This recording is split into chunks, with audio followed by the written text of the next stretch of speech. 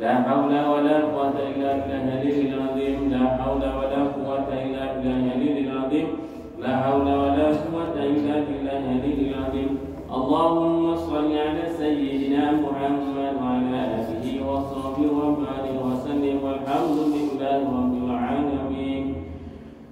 Saya mati tuan-tuan imam, tuan haji, tuan hajah, hadirin hadirat, muslimin muslimat, ibu-ibu, bapa-bapa yang dirahmati Allah Subhanahu wa taala dan diri sayyidina Rasulullah sallallahu alaihi wasallam. Alhamdulillah. Kita panjangkan syukur kepada Allah Subhanahu wa taala atas nikmat iman dan Islam, kelapangan kesihatan kurnia Allah Subhanahu wa taala dapat kita menyambung kembali kuliah kita pada malam ini. Mudah-mudahan dalam rahmat Allah, dalam kasih sayang daripada Allah Subhanahu wa taala, Allah uji dengan segala kesakitan, Allah berikan kesembuhan. Dan Allah uji dengan segala ujian, Allah permudahkan urusan kita. Allah angkat musibah yang ada, Allah beri kita kesabaran, ketabahan, kekuatan iman, istiqamah untuk beramal kepada Allah SWT. Allah tunaikan segala hajat kita, moga hidup kita bahagia dunia dan akhirat insya-Allah. Amin ya rabbal alamin. Ibu-ibu, bapa-bapa yang dirahmati Allah SWT, alhamdulillah kita menyambung kembali keuzuran umum, keuzuran umum. Di mana yang sebelum ini kita telah bincangkan berkaitan dengan keuzuran-keuzuran yang dibenarkan mengikut syarak. Walaupun ia dibenarkan, tetapi kita tidak boleh sesuka hati menggunakan keuzuran yang telah diberikan. Jadi kita menyambung saja ke bahagian ini. Antaranya kita menyambungkan di antaranya orang-orang yang diberikan keuzuran kalau dalam kitab itu surat 38 tuan-tuan nombor 17 itu imam yang memanjangkan rukuk solat atau meninggalkan sunat-sunatnya diberikan sedikit kelonggaran ataupun keuzuran yang umum. Kerana dikata perbuatan mufaraqah daripada imam yang berikan solat dengan keadaan ini dibenarkan. Kita kenal imam kita tuan-tuan, contohlah dia mungkin kita imam-imam yang ada masalah tuan-tuan, dia begitulah memanjangkan rukuknya ataupun meninggalkan sunat-sunat dalam solat itu. Dia ada tinggalkan mungkin takut ihram, mungkin tak cukup umpamanya ataupun kita kata rukuknya memanjangkan rukuknya. Tuan-tuan, dia memanjangkan rukuknya boleh ke tidak boleh ada keadaannya. Umpamanya imam rukuk nampak ada orang yang masuk, baru nak masuk datang untuk ikut sama-sama. Jadi dia boleh memanjangkan seketika, itu boleh. Sebab nak bagi makmum tadi dapat juga rakaat dengan kita. Dia dapatlah kata itu boleh, tak ada masalah. Tapi kalau memang setiap waktu macam gitu je, contohnya maka dia kata tadi boleh dibenarkan untuk keuzuran je lah. Senang cakap perkara ini dibenarkan asbab daripada perbuatan imam itu contohnya ataupun meninggalkan perkara-perkara yang sunat contohnya. Dia kata begitu juga sekiranya imam terlalu cepat membacanya di dalam solat. Jadi lambat sangat pun tak boleh, cepat sangat pun tak boleh. Sebab tu tuan-tuan, tugas imam ni bukannya senang, payah. Paling-paling tidak hukum ahkam dia kita tahu. Makmum ni ikut aja tuan-tuan ni. Makmum ikut aja. Tapi jangan ikut-ikut begitu saja, kena ada ilmu ni jugalah. Kalau apa-apa yang berlaku pada imam, tahulah dia nak buat apa. Tuan-tuan Jadi dalam soal ni dia kata keuzuran tadi itu sekiranya imam tadi antaranya terlalu cepat pula bacaannya dalam solat, sedangkan makmumnya lambat. Jadi dia tengah-tengah. Tak boleh cepat sangat pun tak boleh, lambat sangat pun tak boleh. Sebab tu bila kita jadi imam kita soru, kita tegakkan saf, kita tengok makmum belakang. Biasa yang solat ramai-ramai Jumaat, kena tengok makmum belakang. Mungkin ada yang keuzuran, mungkin ada yang urusan umpamanya itu, kita kena tengah-tengah, tak boleh cepat sangat, tak boleh lambat sangat. Baca surah pun tak boleh panjang-panjang. Macam maghrib sebenarnya, maghrib dia punya konsep surahnya pendek je. Maghrib ni dia punya konsepnya waktunya singkat dan bacaan surah yang pendek-pendek saja. Tuan, Kita baca qul huwallahu ahad boleh, tak masalah. Jangan kita meremehkan Allah ahad itu. Dia pahalanya besar katanya. Tak ada Allah ahad aku boleh jadi imam kita kata. Jadi sebab jangan kita kata maghrib kita baca sabis rabbikal a'la wa makmum dah jeling dia. Masuk surah kedua Al-Ghasyiyah, hal ataka hadithul Ghasyiyah, wallahu akbar. Sifat ni maghrib memang singkat. Ini surah yang reka-reka saja. Ya, tuan ya. Sebab tu Rasulullah SAW itu memang akan melihat memandang ke belakang tengok makmum. Oh, ni ada makmum yang mungkin keuzuran. Ni ada makmum yang mungkin ada hajat. Terutama macam mancing-mancing ke sebuah yang mungkin di tepi jalan selalu orang singgah. Terus bayang. Jadi kita kena meraihkan pendapat mereka, meraihkan demi kemaslahatan mereka, tuan-tuan. Ada yang kata keuzuran hanya dan dibenarkan, boleh begitu. Atau kata imam itu makruh untuk diikuti makmum seperti para jemaah tidak senang dengannya, ataupun imam yang fasik dan sebagainya. Jadi kadang-kadang ada imam yang makruh diikuti. Kenapa jadinya makruh diikuti? Makmum tak suka dengannya. Mari jadi imam tu kalau kita majoriti semua berpuas hati. Tuan dia. Sikit-sikit tu adalah. Ada perbahasan para ulama yang kita kata kita tak suka dengan itu bukan kerana dia kata tiba-tiba sudut fizikalnya sebagainya, ataupun kita kata benda-benda yang kata tak masuk akal. Ya, mungkin kita adalah akhlak yang kita kata kita tak berapa suka, tak bergemar. Ya, tuan-tuan ya. Tapi jangan kita contohlah, mungkin kata imam itu kita kata mungkin bacaannya kita contohlah sengau, dia kata tuan-tuan tak minat imam ni baca pun sengau, contohlah tuan-tuan ya. Itu fizikal ni tak boleh kita tak suka pada dia. Ya, itulah makna sifat dia. Jadi kata hukumnya makruh kita tadi ya. Jadi kalaulah imam itu memang kalau kita makmum yang tak suka, maka daripada perbahasan kita ini, maka dibolehkan dia tadi meninggalkan solat berjamaah dengan imam tersebut. Ya, dibolehkan. Dibolehkan ni maksudnya bukan hari-hari kita tinggalkan dia. Ya, kita untuk meninggalkan imam yang kita makruh untuk diikuti. Dan kita tadi umpamanya yang makmum yang tidak suka, yang tidak senang dengan imam tersebut ya. Ya, tuan-tuan, masya-Allah ya, kadang-kadang payah ya.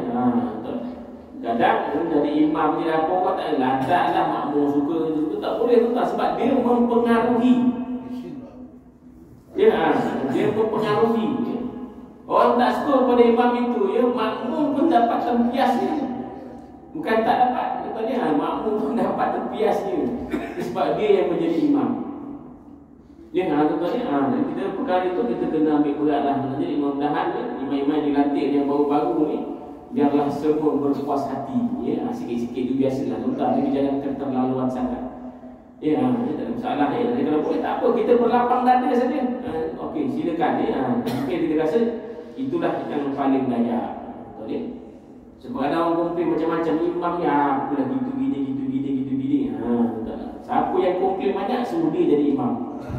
Saya senang ni kalau komplain dia banyak, angkut ke depan ganti, tak ada masalah. Jelas aku. Itu jadi kita siapa yang banyak komplain angkut ganti.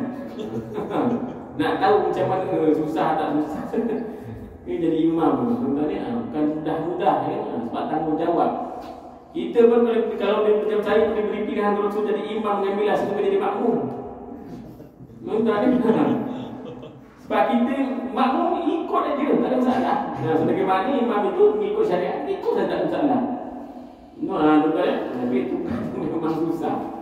Ya, sebab tu bila dah dilantik tuan-tuan, kalau kerja baru ni berlapang dada saja. Belum kita pergi administrasi sikit tu tak apa, buang dalam perasaan dia. Sebab menjejaskan solat kita. Ya, mungkin imam itu orang lain suka, kita ni tak suka solat kita terjejas sebab kita benci dengan dia. Ya, tuan-tuan, begitulah ya. Jadi dah kita berlapang dada, ya, faham, itu tak semua orang sempurna ya, ada kekurangan dan semua tak apa. Ya, kita berlapang dada saja. Masya-Allah ya. Jadi pada kasih, jadi kita keuzuran kita terakhir yang dibenarkan untuk dia tidak hadir berjamaah bila contoh disebut tadi imam yang tidak disukai oleh jemaahnya. Ya, tuan-tuan dia. Tapi kalau imam yang kita kata berpuak-puak macam tu tuan-tuan dia, sebab ni kadang berlaku ya. Lantikan masjid 2 je tak puasa. Ya, kan berlaku benda tu. Maghrib orang pertama datang dengan jemaah-jemaah geng-geng kumpulan A sembahyang jemaah. Habis kumpulan B pula masuk. Ya, tuan-tuan dia. Adakah kita nak ikut gitu tuan-tuan dia? Janganlah tuan-tuan dia. Insya-Allah perlu kita tangani dengan baiklah. Insya-Allah. Sebab ingat tuan-tuan, saya banyak bersama mana sebab kita memang musim-musim pilihan raya masjid dan surau tuan-tuan dia. Itulah yang berlaku ya. Jangan kita menjadikan dia, kalau kita mentadbir nak jadi ada puasa surau ke masjid sebab nak mendapat kemasyhuran, sebab nak mendapat keuntungan, tak payahlah tuan-tuan. Hanya mendatangkan dosa je bagi kita, bukan datang pahala. Ya, sebab niat kita tak betul ya tuan-tuan. Ya, nak suruh apa ya tuan. Sebab tu banyak kali saya pesan, kita datang rumah Allah, kita uruskan rumah Allah di surau masjid lillahi ta'ala, kerana Allah Ta'ala. Jangan ada niat lain. Jangan ada rasa ya, apa nak dapat keuntungan. Jangan ada rasa apa yang paling baik, jangan. Sebab kita memegang amanah Allah dan uruskan rumah Allah Ta'ala ni yang sangat mulia. Jadi sebab tu Allah balas dengan sebaik mungkin ya. Tapi kalau kita niat ni tak betul pun Allah balas juga, tapi tidak baiklah tuan dia. Sebab kadang bila kita dilantik ataupun nak jadi abang puasa ni tuan-tuan dia, apapulah dengan satu tuan dia, kita merasa kita ni layak tuan-tuan, masya-Allah. Ya, bila kita orang tak pandang kita, orang tak puji kita, kita kecewa sebab apa? Kita bekerja kerana manusia, kerana Allah Ta'ala. Kita nak mungkit. Ini kalau tak dia tak siap lah surau ni. Tak guna lah tu. Tak ada apa-apa. Ya, sebab tu kita dah dilantik tu lillah, kerja kerana Allah Ta'ala. Orang puji, orang tak puji, orang pandang, orang tak pandang, orang ingat, orang tak ingat, tak ada masalah sebab kita kena Allah Ta'ala kerana manusia. Tapi bila kita bekerja kerana manusia, orang tak pandang, kan mungkin tak habis-habis tu. Mungkin lah sampai gitu. Akhirnya memulakan pahala. Sayang, kita dah tabur pahala banyak kerana sebab kita mungkin itu habis semua pahala kita. Ya kan dia orang-orang lama tu dah zaman dia dah habis tu. Kita ingat dia tak apa. Jangan dia mungkin orang lama dah buat tu. Jangan dia mungkin lagi. Orang lama dia dah hidup dah baik dah, dia dah uruskan dah, masa dia dah selesai dah. Ini zaman kita pula yang menguruskan. Kita menghargai orang lama-lama. Ya, jangan orang jasa seorang lama tu ungkit balik. Sayang. Allah dah bagi dia pahala dah banyak, dah bagi sebab jasa dia. Tapi dia sampai pergi kita mungkin orang Allah bersihan. Ya, betul ni. Begitu lah kata masya-Allah. Orang jangan melakukan masalah ya. Tapi memang ada orang macam itu, jangan ajarlah. Sakit kepala. Apa tak tahu je. Yang penting niat kita lillahi ta'ala. Ya, kita lillahi ta'ala ya. Untuk sama-sama kita kata bentuk mentadbir atau mengurus rumah Allah lillahi ta'ala ya, dalam bekerja kerana manusia. Kalau bekerja kerana manusia, kita akan kecewa bila manusia tak pandang kita, tak puji kita. Wah, kau ni bagus, buat kerja. Wah, masya-Allah ya. Menambah dosa bukan nambah pahala kita. Ya. Untuk berikan masya-Allah ya. Jadi lillahi ta'ala, sampai dia nanti lillahi ta'ala, kerja kerana Allah Ta'ala. Orang puji tak puji, ada lawan tak ada lawan, kerja lillahi ta'ala. Ya, insya-Allah Allah akan jadi terbaik insya-Allah ya. Okey, jelas. Kalau kita Allah bayar kat mana? Syurga nanti. Itu je. Ya, Allah bayar di syurga nanti. Insya-Allah. Tuan-tuan dikasih seterusnya kita sambung lagi pada nombor 18, seorang yang buta dan tiada orang yang boleh memimpinnya. Orang yang buta ya, dikecualikan dia kata tadi untuk dia menghadiri jamaah ya, sekiranya tiada orang yang memimpinnya. Memang tak ada siapa nak bawa ya. Kita terkecuali daripada itu untuk dia menghadiri jemaah ya. Seorang yang buta dan tiada orang yang boleh memimpinnya dalam keadaan si buta mampu membayar upah. Tapi kalau orang buta itu dia kaya dan dia mampu bayar upah, tak terlepas tanggungjawab untuk di jemaah, dia datang juga. Sebab dia berkemampuan. Kalau dia tidak mampu, tak ada yang bawa, maka kelonggaran itu diberikan kepadanya ya, betul ya. Seterusnya tuan-tuan sekalian, lelaki yang kacak, tuan-tuan ni, yang takut difitnah oleh orang ramai, macam-macam. Dia jangan rasa dia kacak gitu. Ya, kenapa tak ada tahu aku dekat handsome sangat dia tak boleh fitnah Allah. Tuan-tuan ni. Lelaki yang kacak yang takut difitnah daripada orang ramai menimpa dirinya adalah seorang yang takut yang berlaku fitnah pada ahli jemaah yang kacak itu. Contohlah tuan-tuan ni, kalau ada tuan-tuan ni yang berasal dengan handsome kacak datang orang tengok orang perhati perempuan jelit-jelit jadi menimbulkan fitnah, maka diberikan pelonggaran, dia tidak hadir untuk dia berjamaah tuan-tuan ni. Tuan-tuan ke sini, zaman sekarang kan ni tuan-tuan luar biasa. Kita cakap dengan anak muda wanita ni, dia lebih suka tengok lelaki sekarang. Baliklah sama dia. Dulu lelaki tengok perempuan, sekarang tak ada. Zaman tu dah terbalik dah. Perempuan pula suka tengok lelaki. Saya pun macam mana lah zaman ni.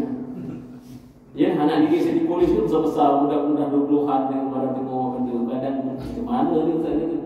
Kita lelaki ni gimas, kenapa? Budak perempuan ni asyik tengok kita. Satu kelas 3 program zaman sekarang kan lelaki makin sikit tuan-tuan ya. Itu banyak disebut dalam hadis sebelum akhir zaman. Lelaki ni sikit.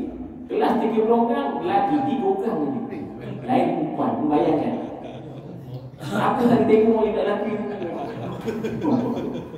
Sekarang kan dia luar biasa betul. Sampai lelaki tu gimas sama dia. Perempuan asyik perhati.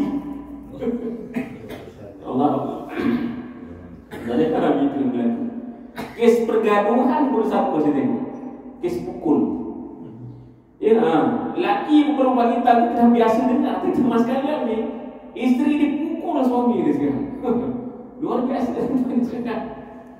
Ya, satu kes di Cepakadi tu saya jumpa buat-buat dengan dia dengan brother tu kata, "Buat kenapa lebar-lebar tu?" Gini lah nasib saya. Kena hampuk dengan isteri pakai helmet dia. Ganas kan isteri dah hampuk pakai helmet. Lapang-lapang Cepakadi nak mohon urusan nak pasak cerai begitu. Luar biasa. Macam gitulah ya, masya-Allah ya. Fitnah. Ya, bukan hanya terjadi pada perempuan saja, tapi sekarang pun lelaki pun menjadi fitnah. Betul? Yang kedua pun terdapatnya kemungkaran yang benar-benar menyakitinya. Ya, kemungkaran lah ya, yang cara besar-besaran dan dia tidak mampu ya, untuk menegur dan sebagainya lah ya. Jadi dia boleh kata mengelakkan diri daripada dia menghadiri jemaah itu lah. Kalau jalan itu ya, ke arah dia kata nak sampai surah kebaikan tadi itu ada kemungkaran yang mungkinlah dia rasa dia tak boleh lah untuk menahannya ataupun tidak boleh untuk menghindarinya ya. Ya, kemungkaran-kemungkaran yang besar-besar lah tuan-tuan ya.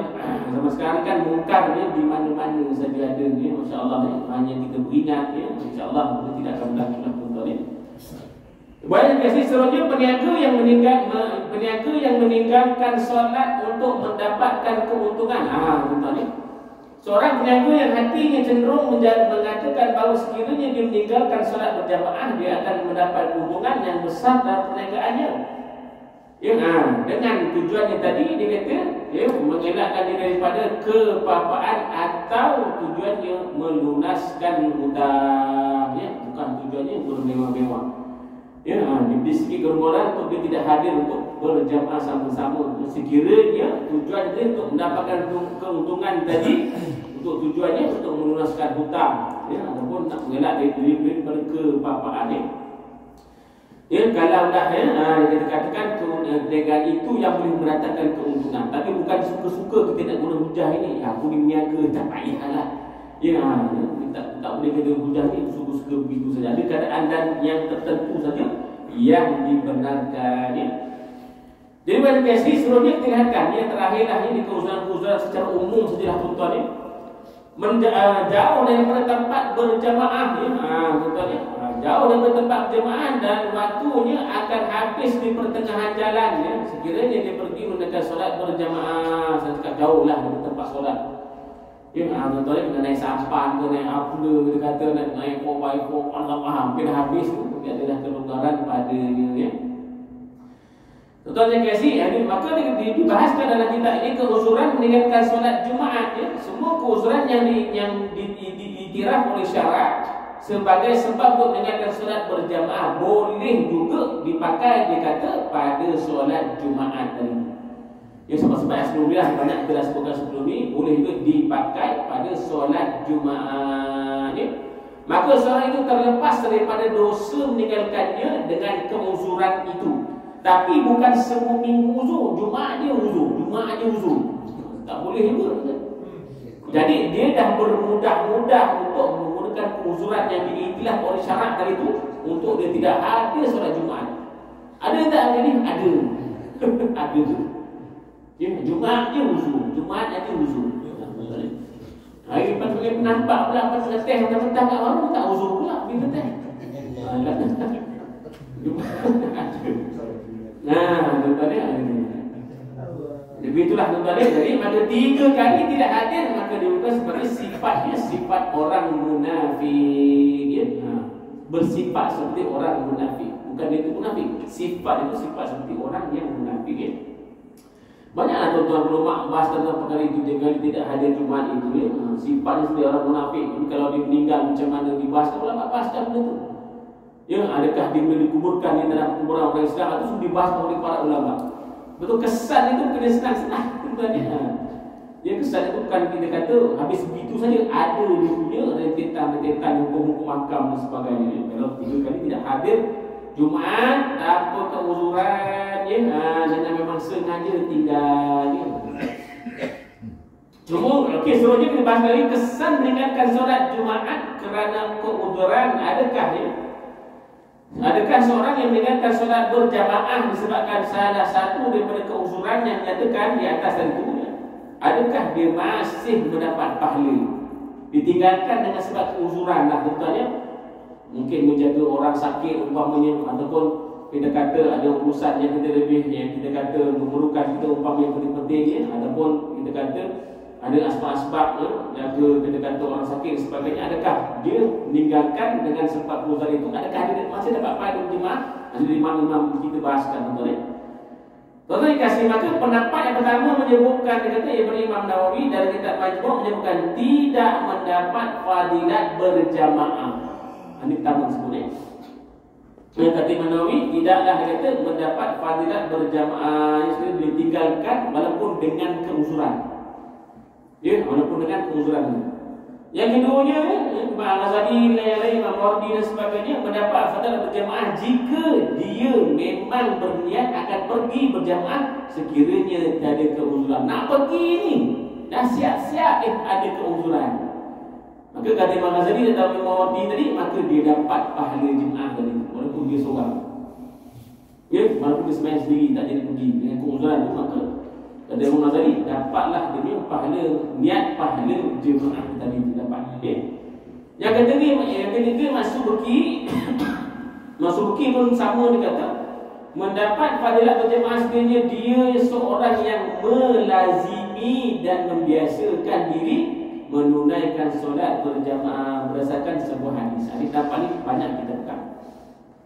Tuan-tuan ya. Dia kata kita tinggalkan solat berjamaah dengan sebab-sebab keuzuran yang diiktiraf oleh syarak. Dia kata dapat pahala dengan syarat. Ada syaratnya ya?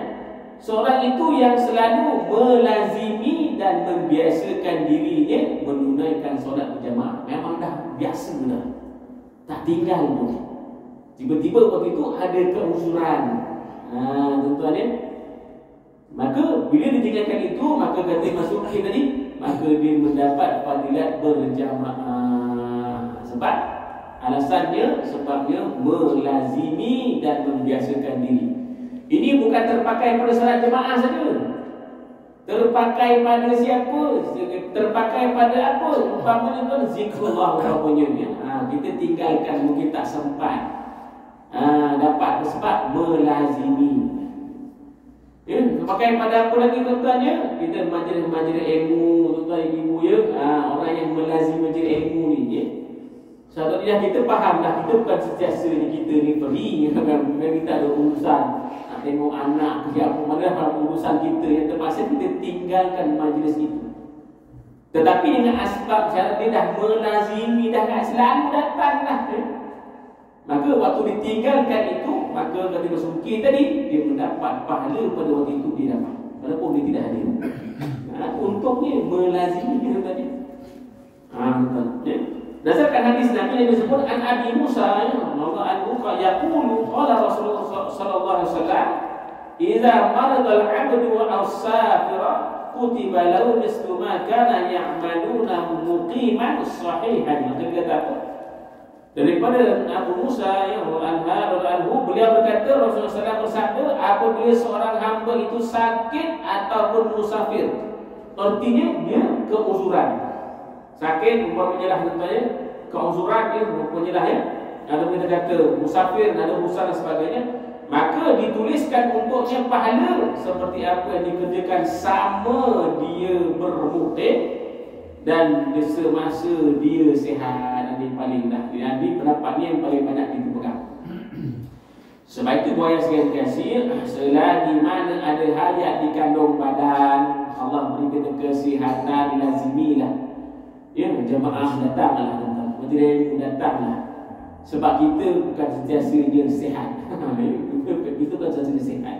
Kita bukan sentiasa kita ni lapang. Ada masa kita sibuk. Tuan-tuan ya. Jadi saat kita lapang itu datanglah. Kita melazimi, insya-Allah. Di saat kita musafir ke, di saat kita sakit ke, di saat kita ada hajat dan sebagainya, Allah sebut tadi kutiba, tulis pahala, tuliskan. Walaupun dia tidak hadir pada majlis itu. Itu untuk tuan-tuan ni. Kita melazimi tuan-tuan ya. Maka disebutkan tadi ya, maka pertama seorang itu ya, dengan 3 syarat. Pertama seorang itu sentiasa melazimi solat berjemaah tentang solat tuan-tuan ya. Pertama tadi ya, sentiasa melazimi perbuatan tersebut sebelum keuzuran datang ataupun sebelum ada yang menghalang ya, untuk dia berjemaah. Sebelum tadi ada disebut tadi sebelumnya melazimi dan sebagainya. Keduanya tidak melakukan sebab-sebab yang dikira sebagai keuzuran untuk meninggalkan solat berjemaah dengan sengaja. Kalau kita tinggalkan dengan sebab sengaja, tak dapat pahala itu. Sengaja dia tinggal. Oh, malam ni malas lah. Ada bola ke dapat agak je tuan-tuan. Ya, sengaja disebut sengaja. Maka tak dia tulis pahala bagi amal itu. Ya, tuan-tuan ya. Kemudian solat berjemaah dari itu masih tidak dapat dilaksanakan di rumahnya serta dia terhalang untuk mengerjakan di masjid ya. Maka dia kata sekiranya dia masih dapat menunaikan solat jemaah di rumahnya tapi dia sengaja solat seorang diri, maka solatnya dihukumkan makruh sekalipun syiar solat tersebut didirikan azan iqamah itu dilaksanakan, dia dihukumkan makruh sendirilah tuan-tuan. Dia kata 3 syarat itu dipenuhi tuan-tuan, maka dapatlah kita pahala yang berpandangan dengan syarat dilazimi. Masya-Allah ya. Tuan-tuan ya, itu di antaralah keuzuran-keuzuran yang Allah SWT bagi keuzuran yang tidak oleh syarat, tapi Allah bagi lagi satu jalan ya. Bila kita melazimi, maka Allah bagi kita pahala. Punya maha baiknya Allah Taala dengan manusia. Ya, dia takkan sia-sia kita dah berharap, kita dah melazimi dah ya, bertahun-tahun dah ya. Tuan berjemaah yang akhirnya ada keuzuran, Allah bagi pahala juga, bagi tuan-tuan, masya-Allah ya. Tak kira dah sakit berapa lama. Tuan-tuan, semasa kita muda, kita semangat pergi kuliah ke pergi jemaah sebagainya, kita ikut satu masa sakit. Lama pula tu sakitnya. Ya, terbagi umpamanya lah tak berjalannya 10 tahun. Sepanjang 10 tahun itulah boleh pahala Allah tuliskan. Ya, tuan-tuan. Syarat tadi lazimi di saat kita waktu kita sihat dalam tuan-tuan. Itu syarat di saat tuan-tuan. Tuan-tuan dikasih. Itu di antaralah perbahasan itu berkaitan dengan keuzuran ya, yang telah kita bincangkan ni banyak jugalah ya nanti. Tapi disebutkannya berkata Imam Nawawi, tidaklah kita boleh bermudah-mudah dengan keuzuran yang telah diberikan tadi. Maksudnya kita ya, keuzuran bukan sengaja kita buat uzur kita ni boleh ni niaga ni boleh dah tinggalkan tak semudah-mudah itu betul. Dia bukan kasih kita lihat pada bab suruh dia sikitlah tuan-tuan, beberapa yang sebelum kita ambil sikit iaitu melakukan perkara-perkara yang makruh dalam solat ya. Dia banyak kasih apakah kesan melakukan sesuatu yang makruh dalam solat berjemaah terhadap kesempurnaannya. Tuan-tuan ya. Dia buat saya kasih kepada Kita mazhab Syafi'i ini menegaskan bahawa setiap perkara makruh yang berkaitan dengan solat berjamaah ataupun setiap perkara makruh berkaitan dengan ibadah. Tak kira lah solat ke puasa ke apa-apa yang kita buat tu ada perkara makruh itu, maka kata Imam Syafi'i akan menjadi pembatal kepada apa? Kelebihannya ataupun kesempurnaannya. Setiap apa yang perkara makruh yang kita buat.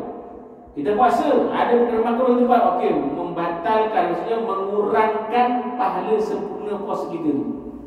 Perkara makruh ada dalam solat, mengurangkan pahala darajat kita solat itu daripada 27 darajat mungkin dapat sikit saja.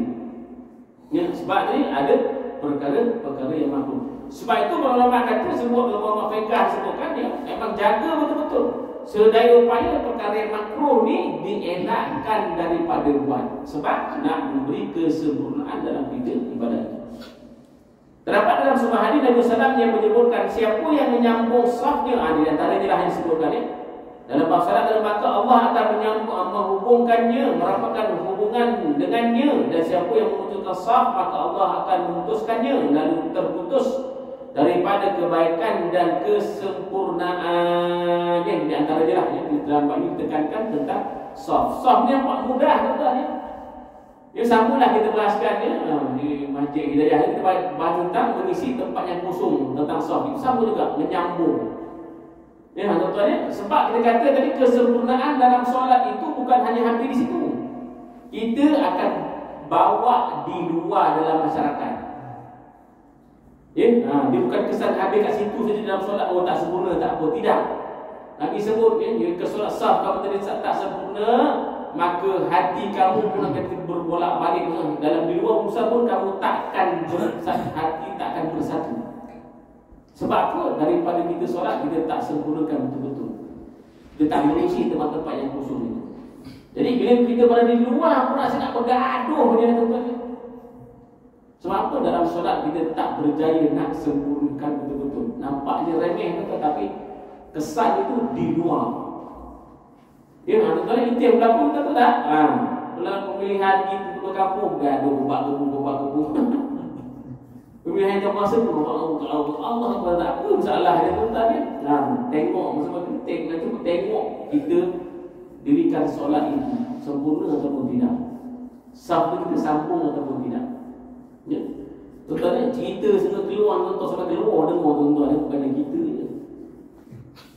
Cerita tuan-tuan. Saya kadang malu nak kosong keluar dengan kata. Malu je tuan-tuan cerita. Allah Akbar benda. Ya, dia kata tuan kampung dia tak ada. Ada tak puas hati pula tuan-tuan. Tak Allah saya tak nak campur lah tuan-tuan. Tapi itulah betul sebab Nabi sebut, Nabi sebutkan, dia Nabi dekatkan, dia pada kesan di luar itu. Pentadbiran kita dalam masyarakat, bila dalam solat tu dia tak boleh nak sempurna. Tak boleh nak kita penuhkan satu betul-betul isi tempat kosong, menyebabkan di luar kita sering terlanggar. Sebab dalam solat kita tak boleh bersatu hati, apatah lagi kita di luar. Tuan-tuan, Masya Allah Masya Allah ya, kita faham lah mungkin ada orang beranggapan lah dia yang hebat ini Allah Masya Allah tuan-tuan, kita lah manusia. Jadi kita sedaya upaya seelok mungkin kita elakkanlah daripada kita kata berterangkah, bergaduh kita elakkan. Jangan kita campur pergaduhan dan sebagainya lah. Bukan mendatangkan keuntungan, menambah kerugian saja kepada kita, menambah musuh saja sebenarnya. Tak apa orang nak mengenal apa, biarlah kita berbaik-baik saja, tak ada masalah tuan-tuan. Dia kata hari ni tadi dia kata memberikan terputus daripada apa kebaikan. Dia kata tuan-tuan kesan Nabi sebut ni dalam solat maka kamu tak dapat buat saf dengan baik, tak nak menyambung saf itu. Maka kebaikannya dalam solat pun kamu tak dapat, sempurnanya pun tak dapat. Tapi bukan kat dalam saja, kat luar pun tak dapat kebaikan. Kita bimbang rahmat Allah itu dia bergerak ke tempat lain. Itu yang kita bimbang. Itu yang kita bimbang Tuan-tuan sebab itu kita dalam apa-apa kita jual pemilihan ke kampung, ke hampa, ke contoh kuasa dan sebagainya, kita ikutlah dia kata suara majoriti. Ya, jangan lebih pada suara peribadi. Ya. Sebab Allah pada Quran tersebut dia wa amru syura bainahum sebutkan ya. Syura ni maksudnya berbincang. Ya, apa kita berbincang dan sebagainya. Yang dibutuhkan suara ramai. Bukan angkat diri sendiri, masuk bakul, angkat diri sendiri, angkat diri dengan tuan ni. Masya-Allah itu ya, yang ditegak adalah tuan ya. Tuan-tuan yang kasih sebab bila al-barakah fal jamaah dalam satu setengah riwayat menyebutkan al-barakah fal jamaah. Barakat itu, keberkatan itu, kesempurnaan itu bersama jemaah, artinya bersama satu kumpulan itu. Bukan sendiri-sendiri. Tuan-tuan ni bukan sendiri. Berkat itu, berkat ni maksudnya apa? Kehidupan kita ni Allah rahmati kita ya. Allah sempurnakan kita, bukan kita kata sendiri-sendiri, bersama dengan jemaah yang lain. Bukan seorang-seorang. Tuan-tuan ni gitu ya. Jadi kita boleh tidak pun kita bermuasabah saja tuan-tuan ni. Maknanya baiklah alhamdulillah yang teruskan. Bila kita rasa macam agak kurang sikit kita rasa tu. Kalau kita berkemampuan nak bercakap, kita bercakap. Kalau tak apalah. Tuan-tuan ni. Ya, kita mendoakan kebaikan sajalah ya. Kita kata begitu ya. Allah rahmati ya. Allah sempurnakan lagi apa juga kewajipan kita insya-Allah. Itu di antaranya lah. Dia jadi perkara-perkara yang makruh ya, sebab dia memberi kesan dalam solat pun ada kesan. Di luar kehidupan kita pun ada kesan dia. Ya, tuan-tuan ni. Jadi Allah Alam tuan-tuan setelah akan sambung lagi lah. Saya tak nak panjang lah. Sebab makruh ni panjang ni sebenarnya dia bahasannya. Perkara makruh apa sebenarnya bilangan yang jemaah yang berbilang-bilang dalam satu masjid ni disebutkan dalam fiqh ni. Macam mana boleh berlaku sampai 2 kali jemaah datang sembahyang, itu semua dibahaskan oleh para ulama. Boleh ke tak boleh? Ya, dalam satu masjid tu 2 kali jemaah dilakukan. Itu semua akan datang, kita akan bahaskan. Adakah boleh macam ni? Ya, tuan-tuan. InsyaAllah jadi Allah ada. Moga-moga Allah rahmati kita, Allah berkati kita insya-Allah tuan-tuan ya. Sedikit berselisih faham tak ada masalah tuan-tuan, boleh, bukan tak boleh langsung. Ya, tetapi kita lebih pada banyak kita kata berlapang dada. Tak ada masalah ya. Tuan asalkan taklah membuat persengketaan yang berpanjangan. Masya-Allah ya. Yang pusing-pusing pun itu juga. Pusing-pusing pun orang itu juga. Apa nak kata gaduh dia? Mudah-mudahan dah dia kata ya, membawa sinar yang baru lah, harapan yang baru. Ya, pentadbiran yang baru, harapan yang baru kita kata mudah-mudahan ya, lebih kita kata membuka ruang untuk orang bersama-sama dengan kita insya-Allah. Jangan kita tertutup masjid kita tu sebab kita untuk jemaah-jemaah kita saja. Ya, biarlah terbuka untuk orang lain masuk, boleh datang, boleh dan sebagainya. Ya, kadang kita saja jangan salah nak konsep masjid kita ya, bukan sebab bukan masjid itu bukan kita punya, dia wakaf. Siapa saja boleh datang teman-teman Allah SWT. Dia Allah Alam. Semoga ada kebaikan dan melalui bermaaf kalau ada silap dia. InsyaAllah Allah Ta'ala rahmati kita insyaAllah. Al-Fatihah.